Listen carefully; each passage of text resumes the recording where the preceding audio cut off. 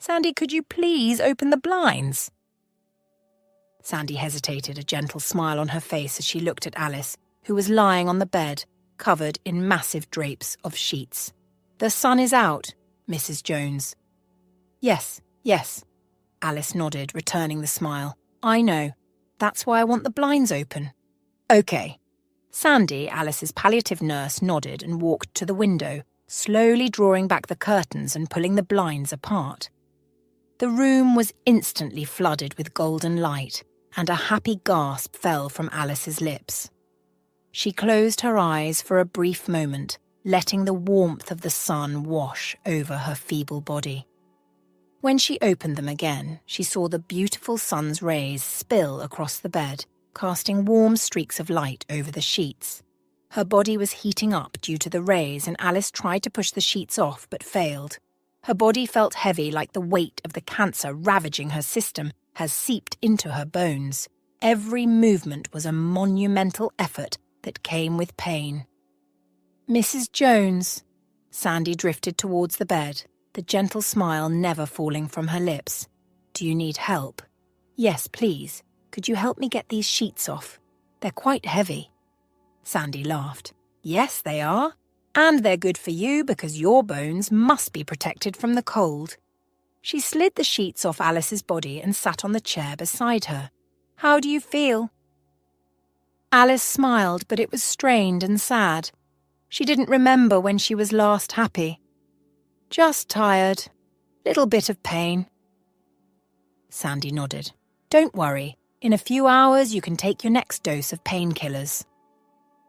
Alice turned to the large windows by the bed, her head filling with so much thought she could hardly enjoy the outside view of a world she no longer seemed to be a part of. For 3 years she had been battling leukemia. When she first discovered it, she went through a series of active treatments, hoping it would help. As a multimillionaire, she could afford the best forms of cancer treatments, but none of it worked. For years, she continued to fight and subject herself to the harsh treatment of this body-ravaging disease, until 4 months ago the medical board in her hospital advised her to stop the treatments because it was negatively impacting her overall health and reducing her quality of life. They assigned 3 palliative nurses to her home care, one of which was Sandy, Alice's favourite. For 4 months, Alice has stayed at home, confined to this bedroom, waiting for the day she would shut her eyes forever. At 32 years old, she was supposed to be full of life. Years ago, she had such big dreams and high hopes for herself. Who knew that a time would come when she would wish for death? She was wealthy, with many cars, landed properties, and a thriving restaurant chain. None of it mattered in the face of bad health. Do you want some ice cream? Sandy asked. Alice started to shake her head, but the nurse nudged her playfully. There's mint chocolate chip, Sandy said. Your favourite. Alice glanced at her curiously. I thought you said we were out of mint chocolate chip ice cream. Sandy's smile widened. Mr. Jones had several tubs delivered, along with a flower bouquet. Alice gasped and tried to sit up, but a sharp pain flashed through her body. Careful! Sandy propped a few pillows behind her, helping her sit up comfortably. Why didn't you tell me George sent me flowers and ice cream? Alice asked, unable to stop her smile. It's her first genuine smile of the day. You were sleeping and I didn't want to wake you, Sandy said. Should I go and get it? Yes, please. The flowers too. When Sandy left the room, Alice's body thrummed with excitement. The cancer would have killed her faster if she didn't have a wonderful, caring, and loving husband. George was the best man she could have ever asked for. It's like the universe knew she would fall sick and gave her Georgie as a solace. Ever since they discovered the cancer years ago, he had been her source of strength and hope. On days when she was sick and tired of life, George was always there to encourage her. On nights when the pain was overwhelming, George would cry with her and pray for her. During the day, he would send her romantic texts, flowers, chocolates, some cute jewellery, everything he could to put a smile on her face. In her next life, she would choose George again. They have been married for 6 years, and the love only grew stronger. Sandy reappeared and Alice gasped at the huge lavender bouquet. Dangling from one of the stems is a card. Alice excitedly took the bouquet and flipped the card to read it. It said, "Lavender is a flower that symbolizes healing and strength. With this bouquet, I hope you get lots of it. I can't wait to come home to you and your lovely smile. I love you so much, Mrs. Jones, counting the seconds until I'm back. P.S. Nurse Sandy mentioned your favourite ice cream flavour is no longer in the fridge, so I ordered some. Enjoy. When I return home, we can have some while we watch Modern Family. With love, George." Alice laughed, rereading the letter several times before inhaling the flowers. It smelled heavenly. "I love lavenders," Sandy said, setting the ice cream tub by the bedside table. "The scent puts me right to sleep." "Oh, is that why I suddenly feel sleepy?" Alice teased. "I love them." "Mr. Jones knows you would," Sandy answered. "Your husband loves you so much, Mrs. Jones. As a nurse, I rarely see husbands stand with their wives through harsh bouts of sickness such as this. He's been wonderful." "I know," Alice chuckled. She glanced at the overhead clock and sighed. It's only 2 p.m, and George returned by 5, 3 more hours without him. "Can you help me put this in a case?" Alice yanked the card out and handed the bouquet to Sandy. When Sandy left, she grabbed the ice cream tub and relaxed against the pillows, looking outside again with a fresher perspective. Despite the sadness and overwhelming fatigue, Alice revelled in the love of George and the feel of the sun on her skin. They're a small reminder of life's beauty amidst the struggle. "Aria, wait!" George grabbed Aria's hand, but she jerked away from his touch and stormed across the room, her eyes full of anger and frustration. "Get your hands off me!" she hissed. "Leave me alone!" George sighed and ran a hand through his hair. "Come on, don't be difficult." Aria gasped and turned to him, hurt filling her eyes. "Difficult? I'm being difficult. George, we have been dating for 5 years, and in all this time, nothing has happened. You're still with your wife," she cried. "For 5 years, I've been the other woman. I'm tired of it." George watched Aria come undone, feeling a sense of remorse. He liked Aria a lot, and in the years since his wife Alice got sick with cancer, she's been his ray of sunshine. The sex between them was great. They had fun. Everything was great. He didn't want to lose her. "Aria." George moved towards her, but she frowned and skipped out of the way, walking to the other side of the spacious living room to put distance between them. "Aria, come on. You know Alice is sick. It's only a matter of time before she dies. She's stopped active treatments and has been home for 4 months. I could return home now to hear she's dead. I've told you this several times. Please, it's—" "You've been saying this for years," Aria cut him off. "I'm tired of living in motels, George. I'm tired of staying with friends and waiting on the phone until we can meet again. I want something stable. I want something concrete. I want us to live together. Like a real couple." George walked towards her again, and this time, she let him. He stopped before her, gently grabbing her shoulders and kissing her softly. "If only you'll have more patience," he said. "Last month, Alice signed everything she owned to me. I've always had access to her wealth, but once this transfer is finalized, everything will be in my name, and I can go ahead and buy us a house. I know it's what you've always wanted. But is it what you want?" "Of course it's what I want," George answered. "I love you. Don't you know that? I love you so much, Aria." "Then leave Alice. Break up with her." George gaped at Aria in shock. He loved her, but he was more desperate for his financial gain. And if he divorced or broke up with Alice, he would get nothing. "I can't do that," he said. "If I break up with Alice, I may get nothing. Then how do you want us to live the life we want? How can I afford our dream home and vacations?" Arya was quiet until she eventually shook her head and barked a dark laugh. "I've wasted 5 years, George. I won't waste one more day on your empty promises." She shrugged his arm off and took several steps back. "I'm done, George, I'm done." She started to walk towards the door, but Arya shook him off. "What do you mean you're done?" "It's over between us. I'm done," she answered. "Come on. After 5 years, you want to leave when Alice is almost dead?" "She's been almost dead for 3 years," Arya exploded. "She obviously isn't going to die unless you do something about it. Don't call me any more, George. We are over." She stormed out of the house, leaving George behind. As he drove back home, George thought about what Arya said when she was leaving. "She isn't going to die unless you do something about it." Arya was right. Alice wasn't going to die unless he did something about it. The more he thought about it, the more sense it made.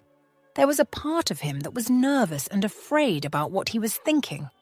But there was another part of him that justified it. There was no need to feel guilty. Alice was already in pain.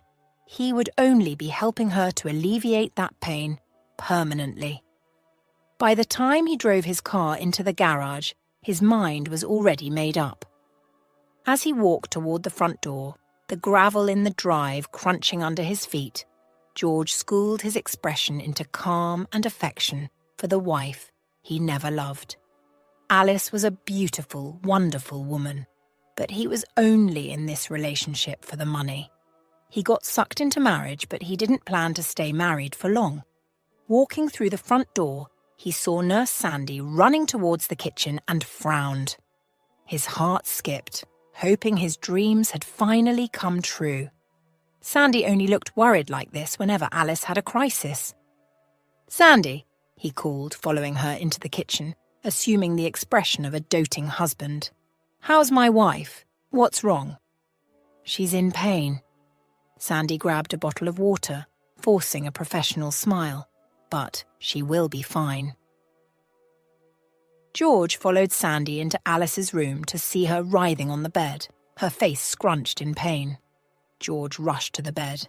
"Alice," he said, smoothing her hair back. I'm here. You'll be fine." "George." Alice opened her eyes and grabbed his arm. "My body hurts. The pain." "I know. I'm sorry," he said, shaking his head. "I wish I could take the pain." "Mrs. Jones." Sandy appeared beside them with the water bottle and tablet. "Here, use this." She helped Alice swallow the tablet and drink some water before stepping back. "After an hour, I'll give you your medications, but this has to dissolve first," she said. "You'll be fine. Don't worry. Sorry about the pain." George suddenly turned to the nurse while steadily rising to his feet. "Please, Nurse Sandy, you can go. I'll ensure she takes her medications," he said. Sandy hesitated. She still had 30 minutes until she had to leave, but she trusted George enough to know he would take good care of his wife. "Are you sure? I'm sure." George smiled. He reached for the medications on the cabinet. "This one, she has to take 2 pills." He pointed to the first pack. "This one pill, and the second after 8 hours. This last one tonight, and the other early tomorrow morning." "Yes," Sandy smiled. "That's exactly how." George returned the smile.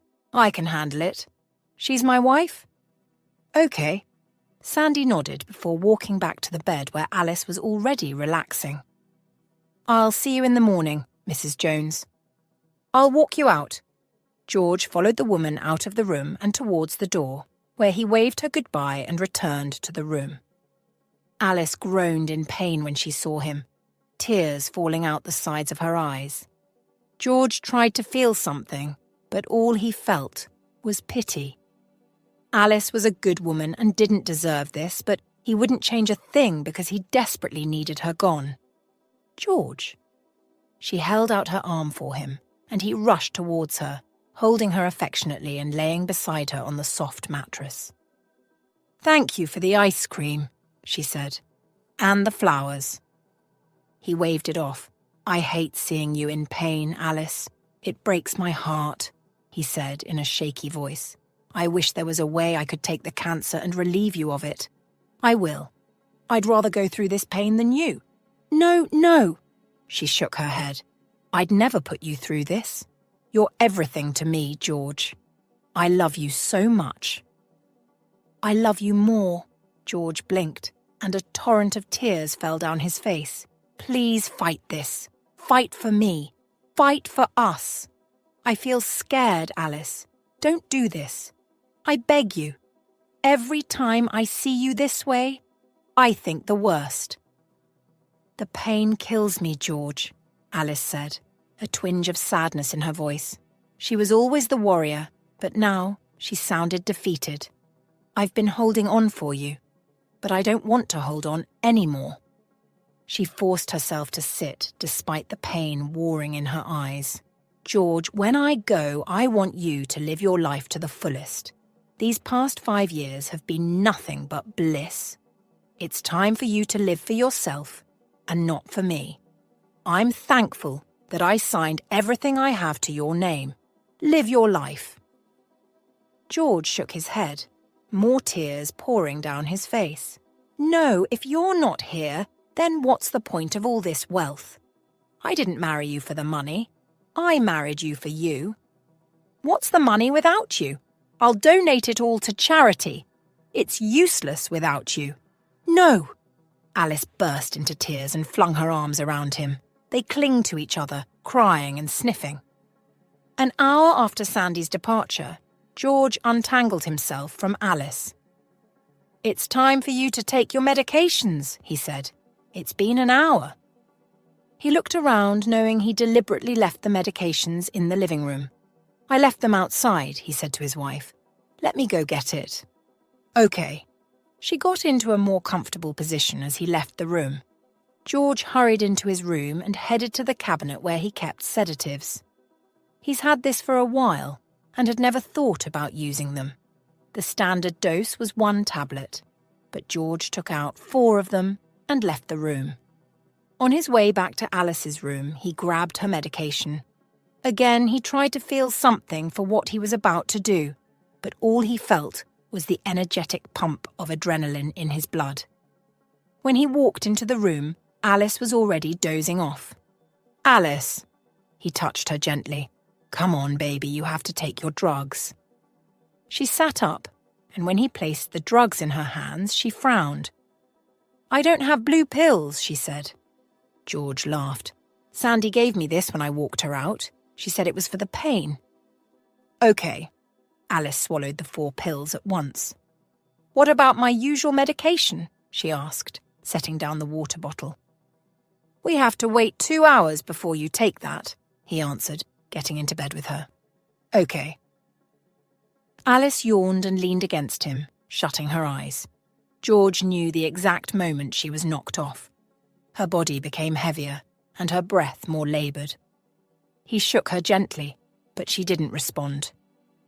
Alice? No answer. Alice. He pushed her, and she fell back to the bed like jelly. He rushed to his feet and grabbed his phone, calling Aria. Thankfully, she picked up immediately. I told you not to call me ever again. What exactly is wrong with you? You... Aria. He cut her off. Aria, listen. She stopped. What? Meet me at my house, now. He turned to look at Alice, who was still knocked out. What? Aria exclaimed. What about your wife? You'll see. He hung up. Aria arrived to meet George in the driveway. She hurried towards him, her face a mask of confusion. What's happening? She asked. Where's your wife? You never let me come here to visit. George yanked the door open to reveal Alice sprawled in the back seat, looking unconscious. Aria gasped, her eyes widening. What's wrong with her? Is she dead? She'll be dead soon, he said. Get in the car. Aria hurried into the passenger seat, and George pulled out of the driveway. Aria looked restless, and she kept glancing at Alice in the back seat. What's going on? Where are we going? To her father's house. What? She screamed.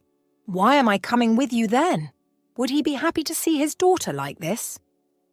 Relax, George rolled his eyes. Her father has been dead for years. The place is located deep in the woods and is very deserted. It's the best place. The best place for what? Aria. George reached out to pat her hair. Relax. Okay. You'll find out. Alice came awake, but only her eyes could move. Her body felt like lead, heavier than usual. And it took her a moment to realize that something was holding her down, keeping her in place. Slowly she came awake, realizing that there was a deep fear in her belly. As the fog in her head cleared, she realized something hard and uncomfortable bit into her back, like she was lying on a hard bench. She tried to sit up, but a harsh texture dug into her arms and stomach, forcing her gaze open to see that her arms and body were tied on a bench. Panic rose to her throat as she looked around the dimly lit space, realizing that she was in her father's house. Oh God, it's been so long since she came here. Since the sickness and her being unable to travel, she had not been able to visit this place at all. Oh God, George, where was he? What happened? Why was she...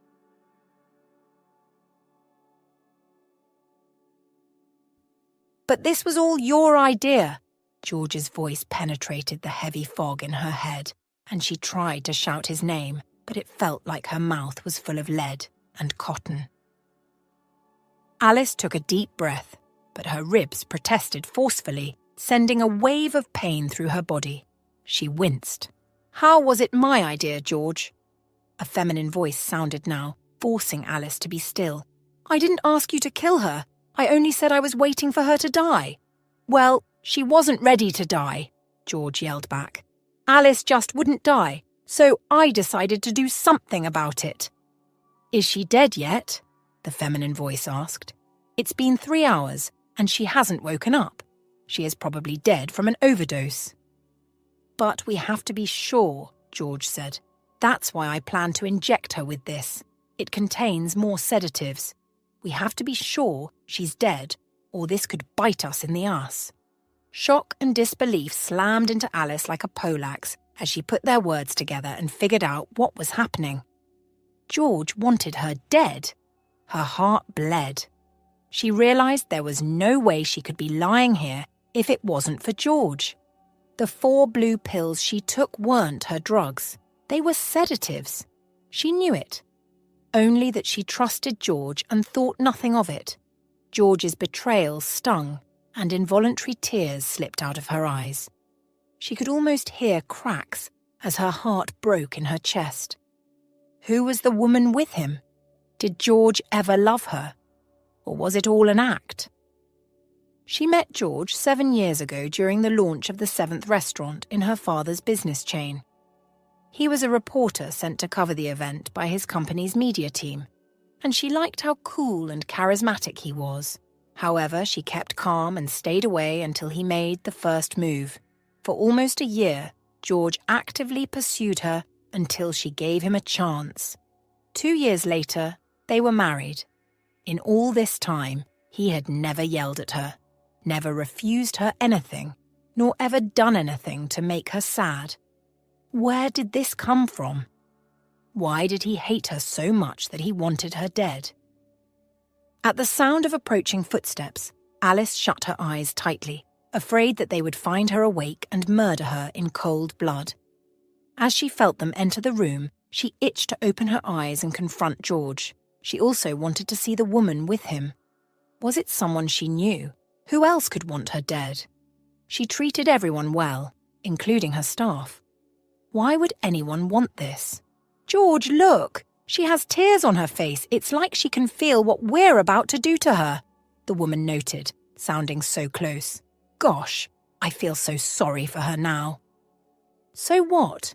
George spoke harshly, and Alice flinched internally, realizing that she had never heard him speak that way before. It became apparent that she didn't really know George. What she knew was a facade. You feel so sorry for her, so should I keep her alive? Looks like you're not ready to be with me. As long as Alice is alive, she's my wife. so you and I can never be together. Plus, she has signed all her wealth to me. I have to make sure she's dead, or she'll take it back." Relax, the lady snapped. "You're being too—" A loud thump cut through their argument, and they went silent. Alice shuddered, hoping someone was out there to save her. She was trying so hard not to burst into tears, but with every moment she remained with them, she was afraid they would inject her. "What was that sound?" the lady whispered. "I thought you said no one ever came here." "Yes," George answered. "No one. I don't know what that is." "You should check. If it's—" Before the lady could finish her sentence, a dog barked, and the door rattled like something heavy was thumping against it. The lady jumped, hitting Alice accidentally in the face. It hurt, but she stayed frozen. "What the heck, George?" she whispered. "How could you be so careless? Someone is out there." "Shh," George growled. "Do you want to get us killed?" In the background, the dog continued to bark and thump against the door. Soon they hear a man's voice in the distance. Alice said a quick prayer, hoping whoever was out there would find her. "Let's leave," the lady answered. "This woman is dead. I can't see a pulse, and she's been unconscious for hours. Plus, she was already seriously sick. 4 pills are enough to kill her." George was silent for a moment. "But—" "Fine," the lady cut him off. "I'm out of here. I see a back door. I'll go that way." She moved away. Alice felt George's presence beside her, and she wanted to open her eyes and ask why, but she stayed silent. Soon she heard him grunt and storm away too. When she felt alone, she squinted her eyes open, swallowing a scream. George and the lady were still close. If she screamed, they might hear and return to finish her off. Jack loved the woods because he loved to be alone. His shack, which was down the long bushy path, was the only house in the vicinity, and he'd been living that way for years. When you've made the type of mistakes that Jack has made in his life, you would crave isolation too. It was one of the ways he chose to punish himself. However, Jack wasn't really lonely. He had Rick, his loyal German shepherd, who had been with him for almost 7 years. They walked this path every evening to exercise Rick's legs. Rick was energetic and playful, but he was a generally good dog, so Jack was shocked when Rick yanked off his leash and dashed toward the only other house around. The house had been there before Jack built his shack, but no one ever came. It was an abandoned house, and they passed it daily without Rick batting an eyelid. "Rick!" he called, running after his dog. "Rick, come on! What are you doing?" Jack's eyes widened in confusion when Rick climbed onto the porch and began to throw his weight against the front door, his stance angry and threatening. "Rick, down!" Jack ordered. But Rick didn't obey. That's when Jack knew something was wrong. If there was an order Rick never disobeyed, it was down. He crept towards the front door, his eyes scanning the place for any sign of danger. This place was abandoned, so he could walk into anything right now. As soon as he climbed onto the porch with Rick, he heard the roaring sound of an engine tearing through the silence. He whirled around to see a jeep pulling away from the property and jetting down the road. He stared at the disappearing vehicle in shock and confusion, wondering what just happened. Just then, he heard a slight sound from within the house. "Help!" Rick barked again, and Jack leaned against the door, pressing his ears to the hardwood. "Help!" The small voice sounded again. This time Jack tried the knob, but the door was locked. He banged the wood. "Is someone in there?" "Please help," he heard the call again. This time he kicked the door so hard that it swung open. The living room was empty, but Jack knew he heard someone's cry. Rick zoomed past him, sniffing the ground as he tried to pick up a scent. Jack followed the dog into the first room in the hall, where they saw a woman tied to an ironing board. She looked frail, her head completely bald. "What the heck?" Jack ran towards her, loosening the ropes and helping her up. As soon as she was loose, she flung her arms around Jack and burst into heart-wrenching sobs. He comforted her while Rick searched the house. "It's okay," Jack said in a soothing voice. "You're okay." The woman continued to weep, her shoulders shaking with the force of her sobs. "My husband," she cried. "He tried to kill me. Oh." "What?" Jack frowned and held her at arm's length, remembering the jeep he saw pulling away at neck-breaking speed outside. "Your husband?" "Yes," the woman nodded, her eyes full of tears. "He just left with another woman. They connived to kill me. They left me here thinking I was dead because he gave me a sedative overdose when we were home." "Why did your husband try to kill you?" Jack asked. "For my money," her voice broke.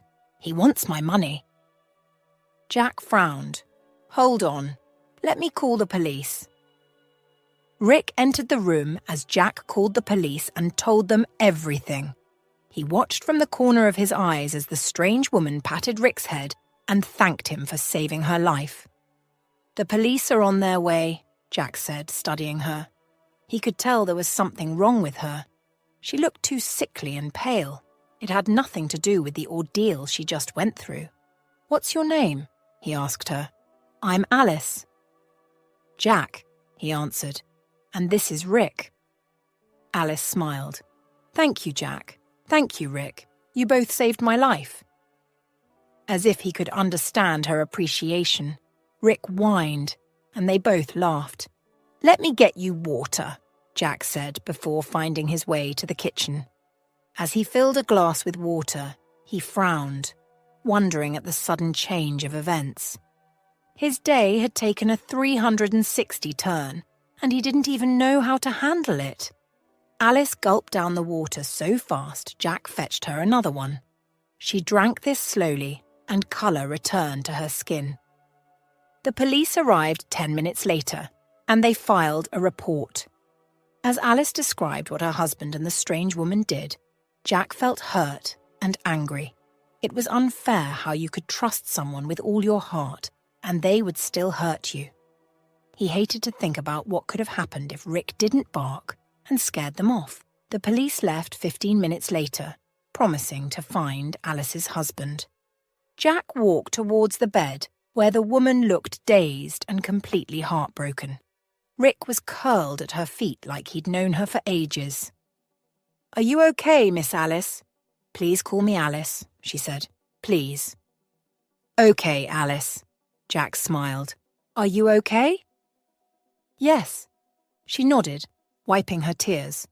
"I'm not dead," she said jokingly. "That still counts for something, right?"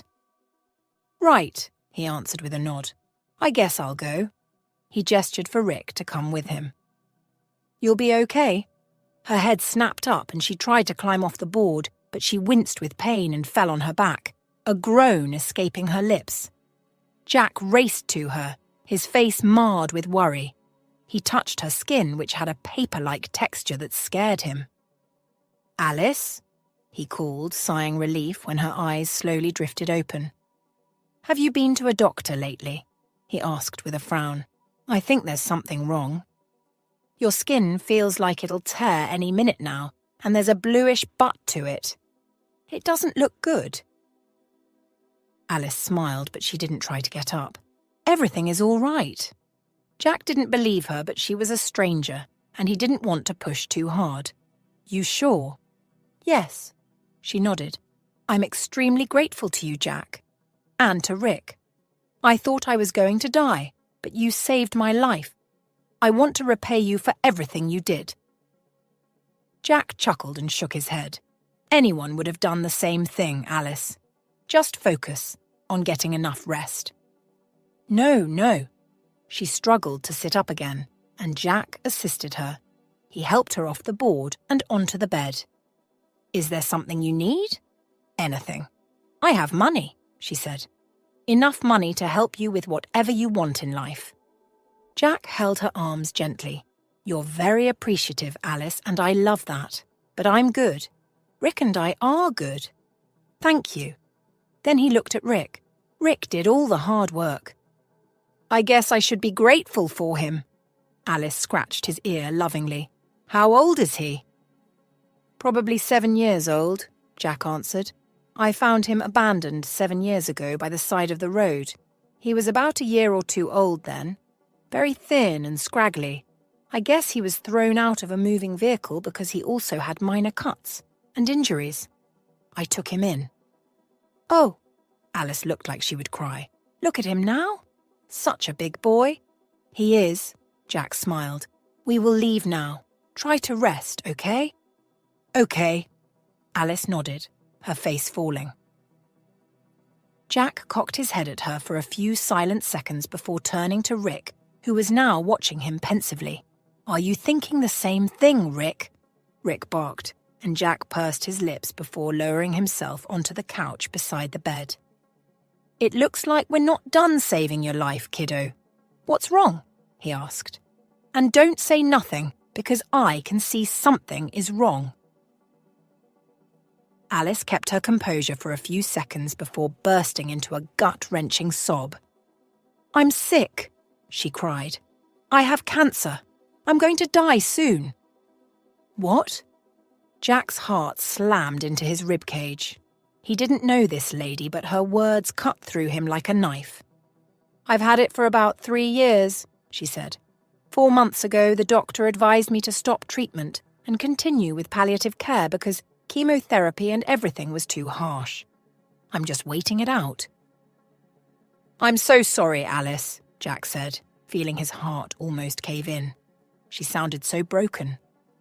I overheard George telling the woman with him that I didn't want to die.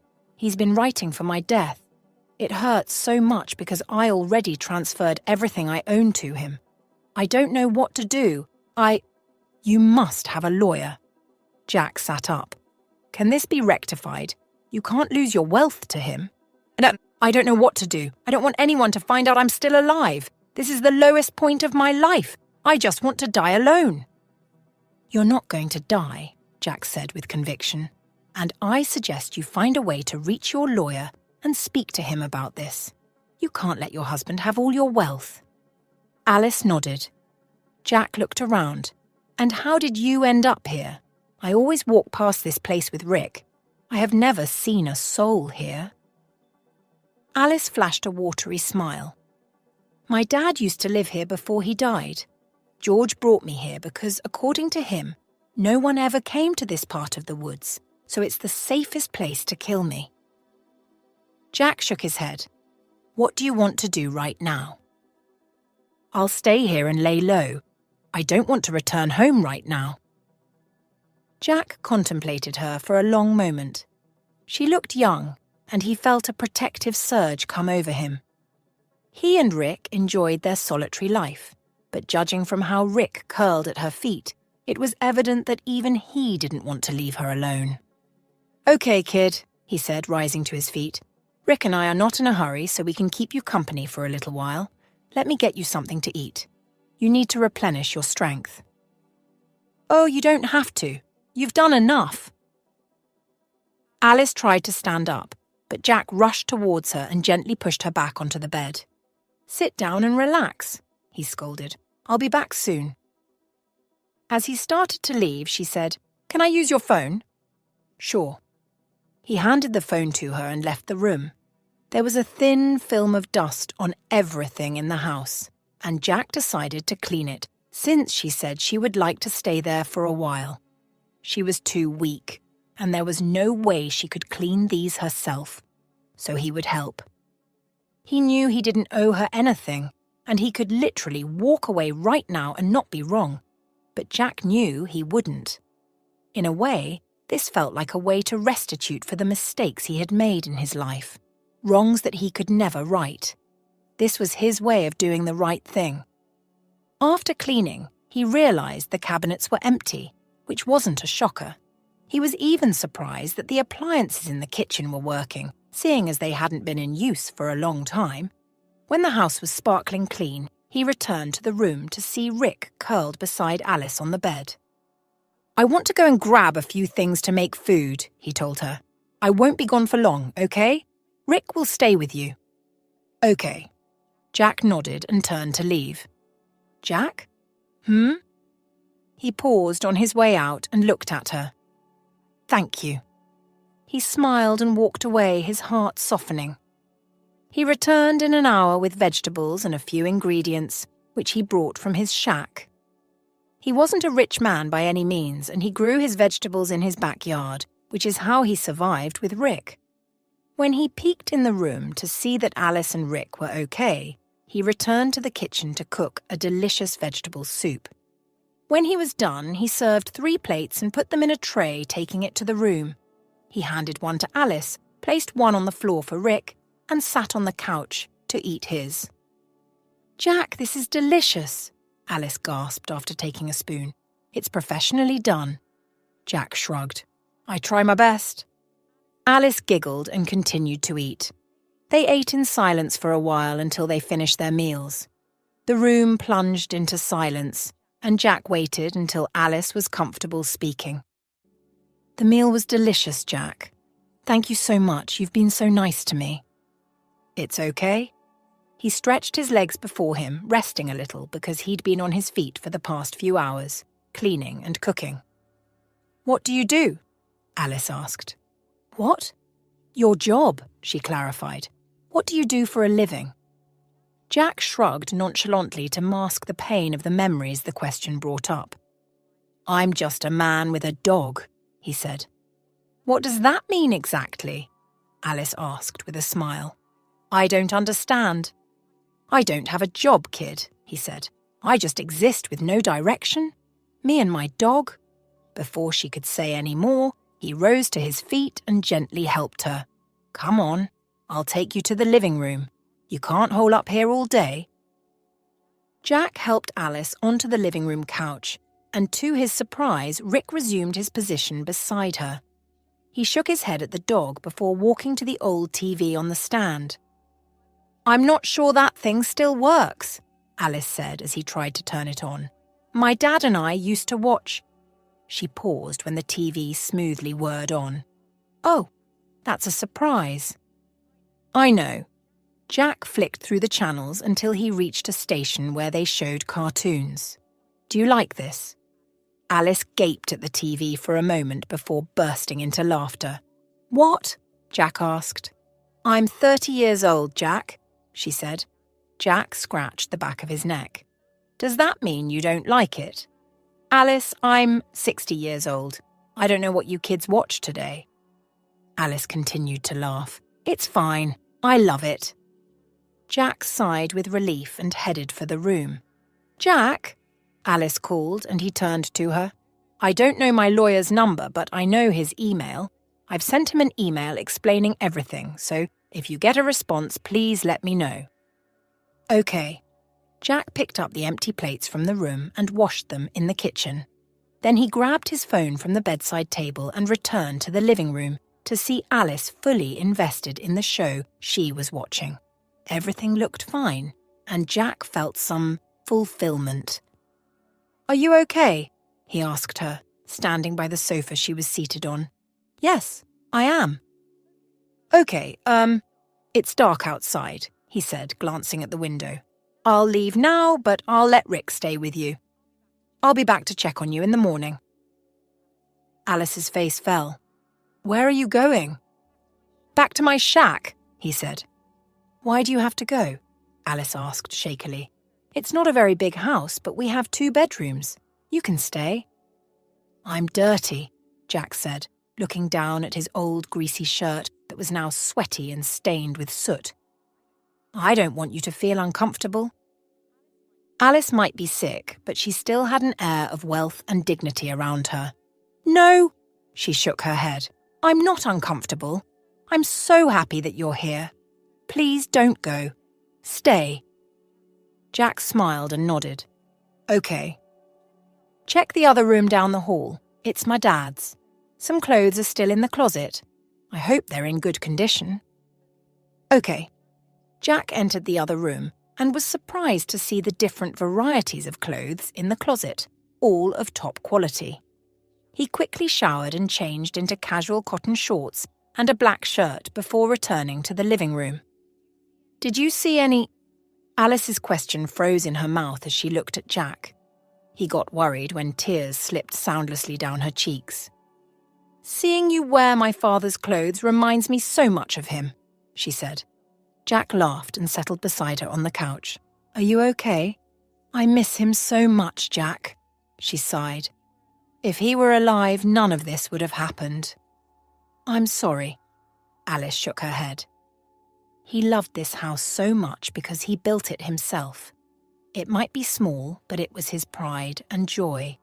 Even when the restaurant business kicked off and we started making money, he refused to move.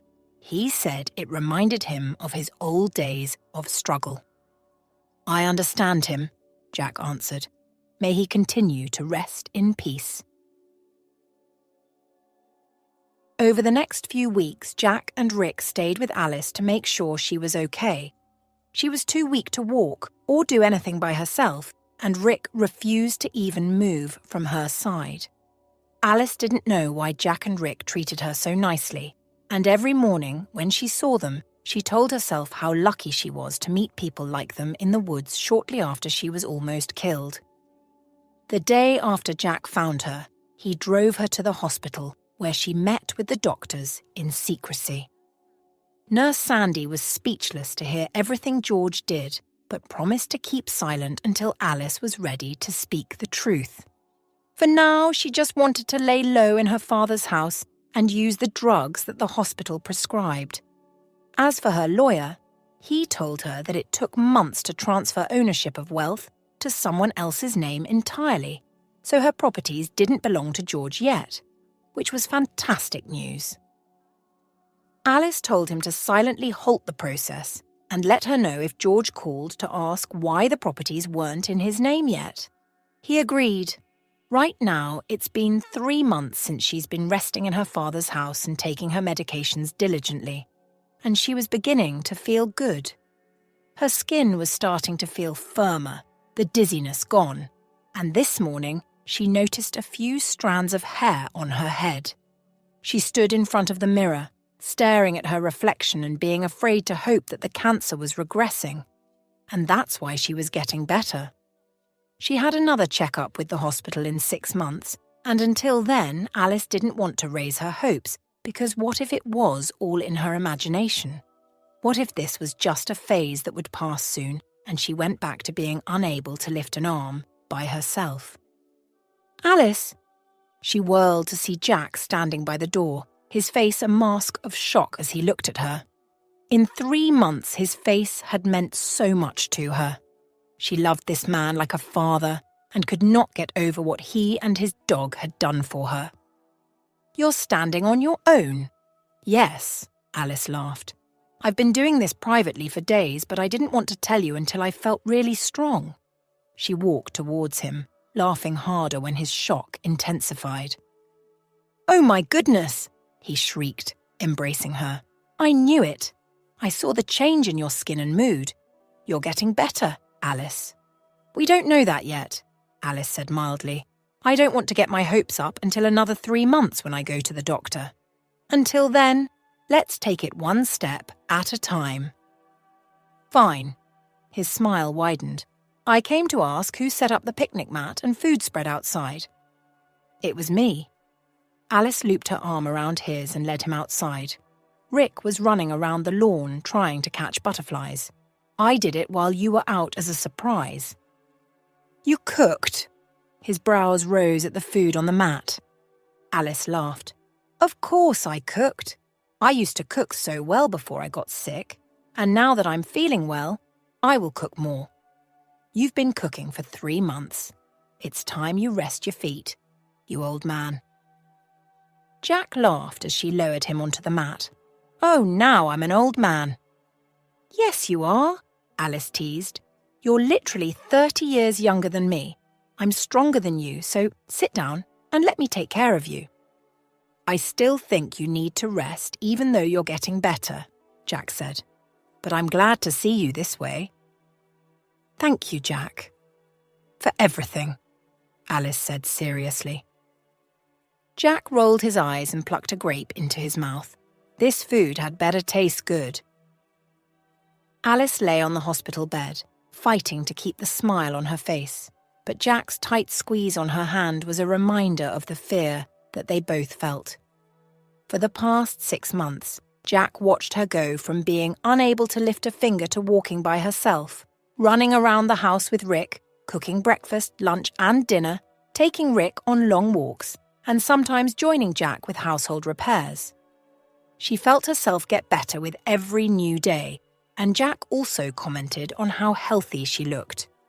But this was the ultimate test, and they feared it had all been in her imagination. She had come to the hospital with Jack and Rick, her new family, a few hours ago, and the doctor had performed a comprehensive checkup on her. Now, the results were almost here, and Alice suddenly felt sick again. She felt the familiar cold dread settle into her bones, making her feel heavy. The door opened and she jumped when the doctors entered, followed by a team of nurses, including Sandy. Their expressions were unreadable. Jack's hand squeezed hers even tighter until it almost hurt, but Alice didn't mind. She kept her attention on the team before her. "Doctor?" "Alice," the doctor began, his voice gentle but firm. "We have the results from your latest checkup." Time slowed down and tears stung Alice's eyes. "I'm still sick, aren't I?" she whispered. "The cancer is still there. It's never going away." Rick whined at the pain in her voice, and so did Jack, who patted her shoulders gently. "Don't give up now, Alice. You'll beat this," he said. "She already did," the doctor said. It took Alice and Jack a few seconds for his words to register. "What?" they screeched. "It's gone. The cancer is gone. You're in remission. You beat this, Alice. This is a very rare occurrence." Alice burst into tears as Jack flung his arms around her. "You did it, Alice! You did it!" The nurses walked to the bed, embracing her and fighting back tears. Sandy lost her fight and began to sob while she hugged Alice. "You are so strong," she said. "After everything you went through with George, I feared you would stop fighting. You are a strong woman." "Thank you, Sandy, for everything." Alice felt a sudden lightness she hadn't felt in years as adrenaline pumped through her veins. The news spread through the hospital like wildfire, and soon her room was full of strangers and hospital staff coming to wish her hearty congratulations. Alice hugged everyone while laughing until her face hurt. Moments later, she stood in the hallway with Jack and Rick, surrounded by people she barely knew but feeling the happiest she'd ever felt. Nurse Sandy stood by, the I Beat Cancer bell mounted on the wall, an encouraging smile on her face. "Come on, Alice, you've earned this." "Go, Alice! Go, Alice!" With an encouraging nod from Jack, Alice walked towards the bell with her heart beating wildly in her chest. She stopped before the wall and tugged on the rope attached to the bell. It rang out loud and clear, but the shrill noise was drowned by the cheers and clapping behind her.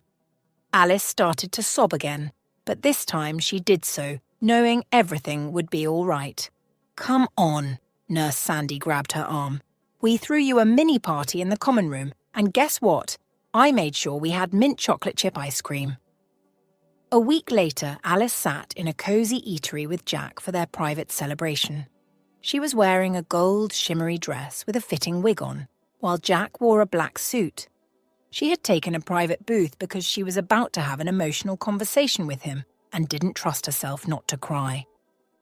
They had just finished the most delicious pasta ever and were relaxing with an expensive glass of wine. "You look happy," Jack commented, putting the glass to his lips to take a sip. Alice swirled her glass, watching the deep red liquid catch the overhead light. "I am happy," she said. "This is the happiest I've ever been. I understand. I still can't believe it. It all feels surreal." She sighed. "I'm ready to fight George," she says eventually. "The lawyer emailed me last night saying George called him with a private number to ask when the transfer would be completed." Jack frowned. "What did your lawyer tell him?" "My lawyer told him they would need his signature for the final transfer, so George must come in for it." Did George agree? Jack asked hopefully.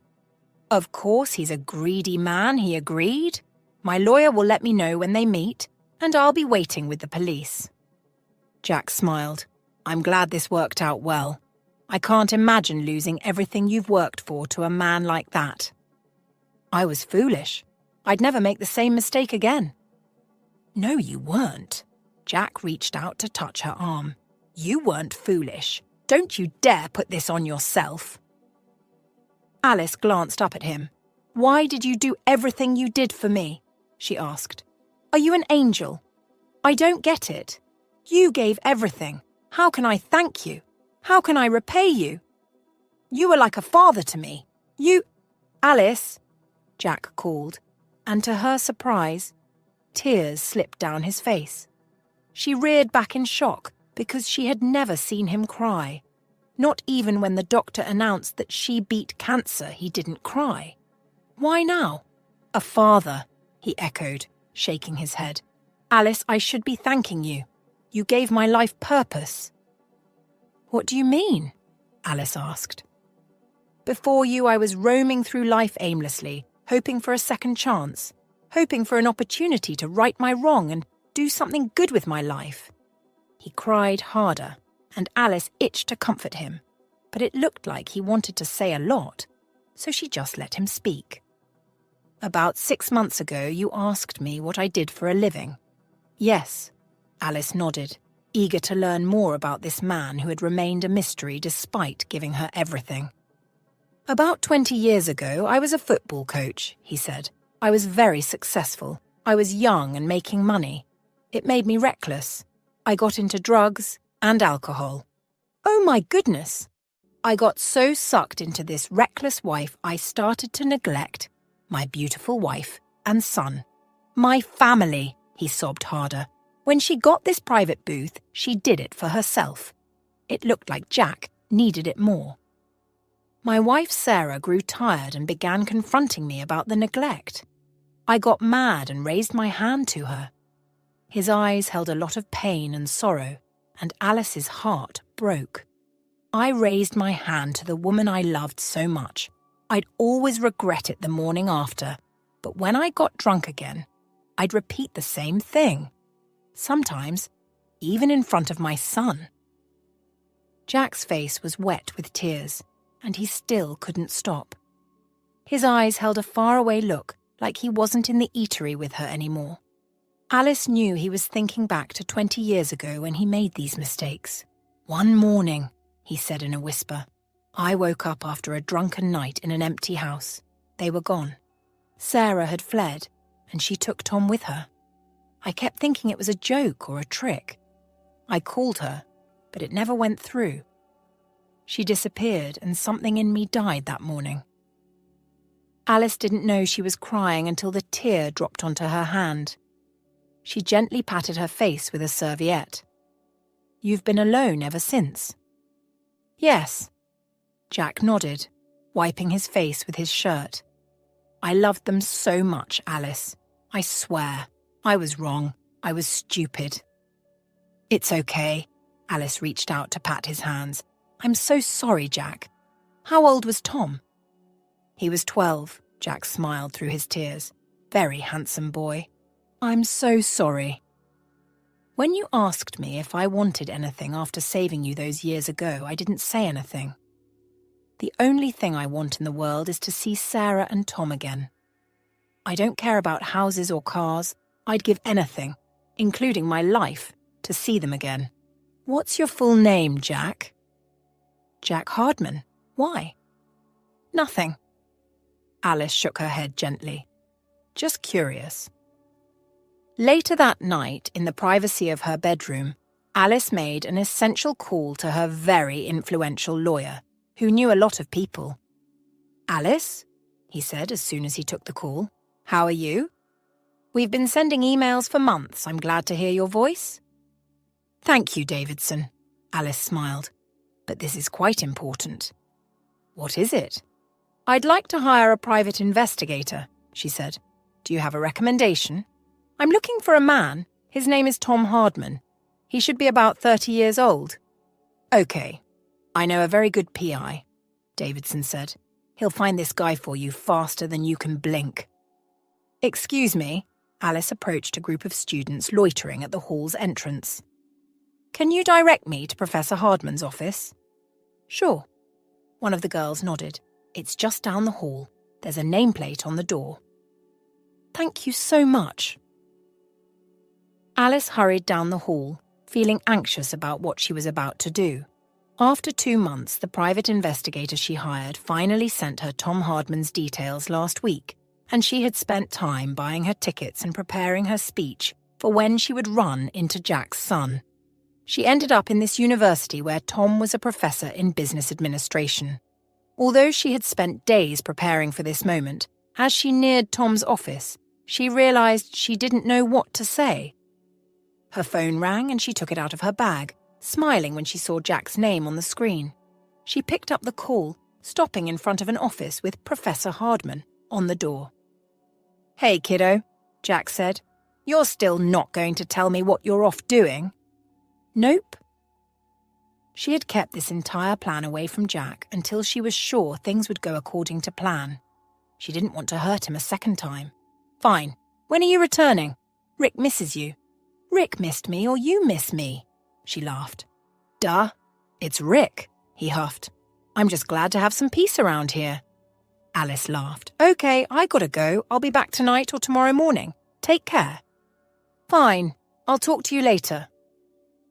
When he hung up, Alice put her phone back into her bag and took a deep breath before knocking on the door. Come in. A deeply masculine voice came from within.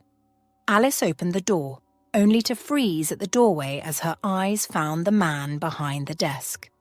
Tom was as tall and bulky as his father, but that was where the resemblance ended. He had dark curly hair with a lock that fell across his forehead, giving him a rakish look. His eyes were a light blue, whereas Jack's eyes were brown. Jack wasn't lying when he said his son was handsome. He really was. Hello? Tom frowned.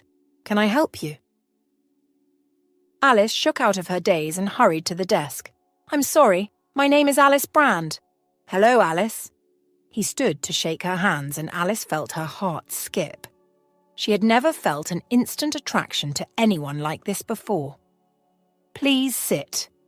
He waited until she sat before doing the same. There was a curious frown in his eyes, and Alice decided to plunge right without beating around the bush.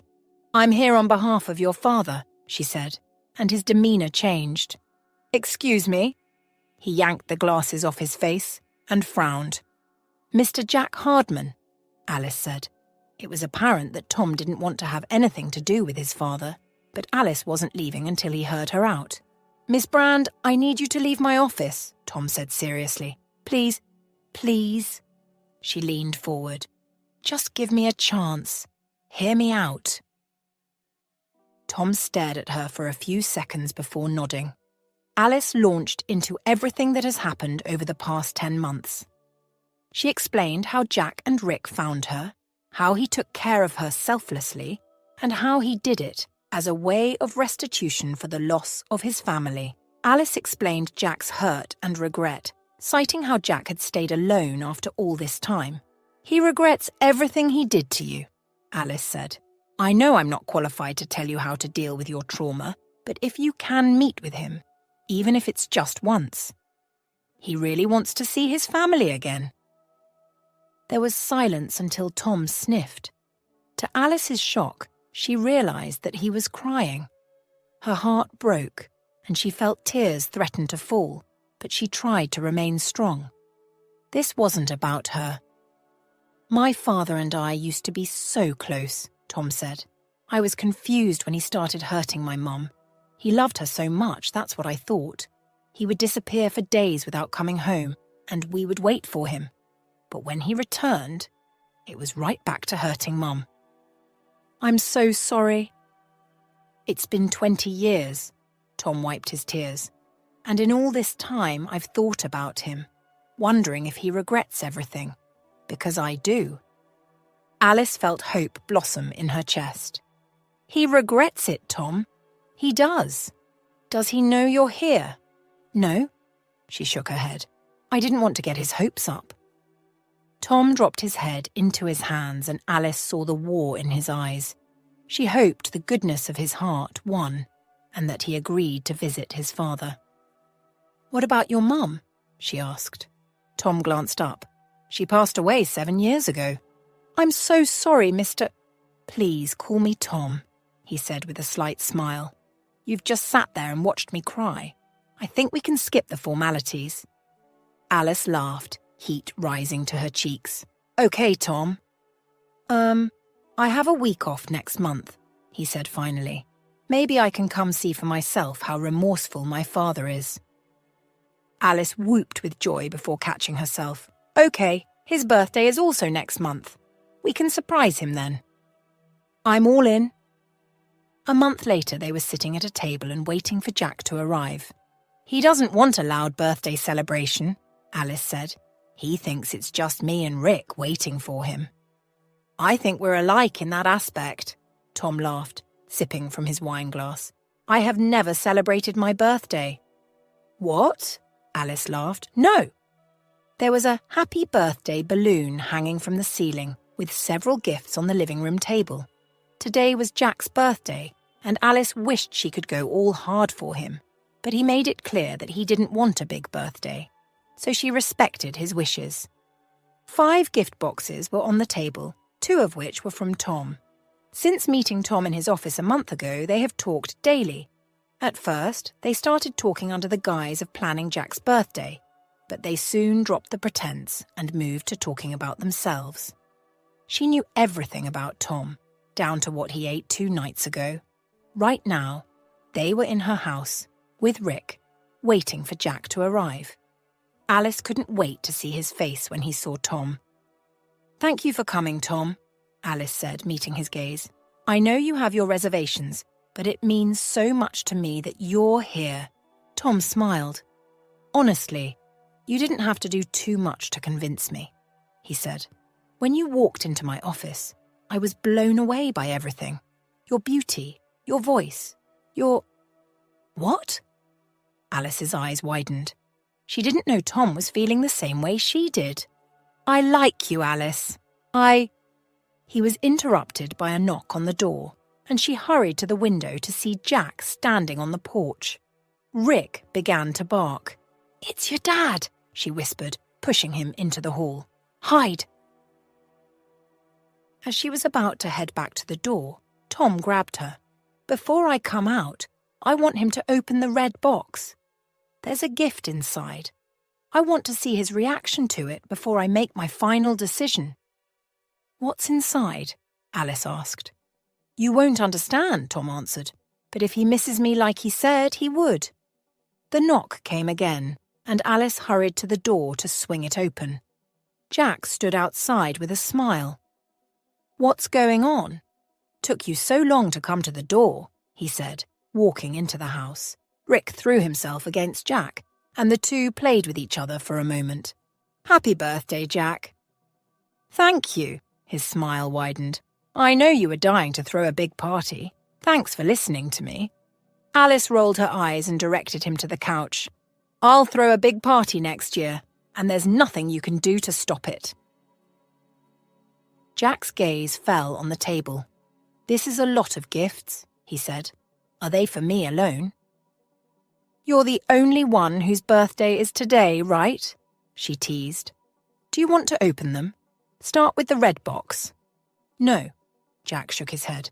"Isn't it too early to open presents?" "It's not. We're the only ones here." Alice picked up the red box and put it on his lap. "Open it." "You're too stubborn," Jack said grudgingly, untying the ribbon and opening the box. There was a faded muffler inside with an inscription of what she guessed was the name of a football club. The muffler looked frayed and old. It didn't appear to be much of a gift, but Jack's reaction said it meant so much more.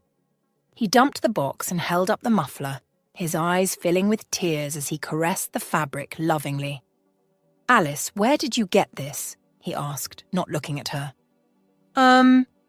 Speak." The volume of his voice increased. "This cannot be a random gift. No!" Tears slipped down his face. "It looks so much like the muffler I gave to my son on his 12th birthday," he said, pressing the fabric to his nose. "It still smells like him. God, this hurts so much. Haven't I been punished enough? I miss him so much." "He missed you too." Tom stepped out of the hallway. Jack's head snapped toward the voice, his eyes widening. He rubbed his eyes and slowly rose to his feet. "Tom?" "Yes, Dad?" Jack burst into a sob, his arms outstretched as he ran towards his son. Alice cried as the men hugged each other, both sobbing hard. "I cannot believe this," Jack exclaimed. He pulled away from his son and held his face. "Tom? Is this you?" "Yes, Dad." Tom laughed amidst his tears. "Oh, my son." Jack shook his head. "I'm so sorry for everything. Forgive me, please. I'm sorry. I know I hurt you and I can't take it back, but I'm sorry." Tom smiled. "I wish we had this reunion when Mum was alive, but she passed away 7 years ago." "Oh." Jack fell to his knees, groaning painfully. Tom lifted him. "It's okay, Dad. We've found each other now. I'm sure Mum is happy." Jack turned to Alice. "How did you find him? How did you do this?" "I hired a private investigator and—" Alice began, but her breath was momentarily knocked out when Jack pulled her into a bear hug. Alice smiled, feeling fulfilled. "You're a blessing to me, Alice. I bless the day I found you." Alice's gaze found Tom's over his father's shoulders, and he smiled warmly at her. Alice pulled away from Jack and said, "Thank you for giving me the opportunity to find your son. Not only did I find him, but I found myself a treasure." Jack frowned. "What treasure?" Smiling, Alice turned to Tom. She didn't want to make this all about her, but she didn't want the day to go by without telling him his feelings were reciprocated. "Tom, I like you too," she said. "I have since the first day I walked into your office." Tom gaped at her for a moment before hugging her. Jack clapped excitedly. "Oh my goodness," he said. "This is the happiest day of my life. How did I go from being lonely to having 2 children and a dog?" They all laughed at his joke, and as Alice stared into Tom's eyes, she knew she had found peace at last. Tomorrow she would deal with George and every other trouble that came with it, but today she would enjoy the happiness coursing through her body as she celebrated with her new family. She was happy now, and nothing could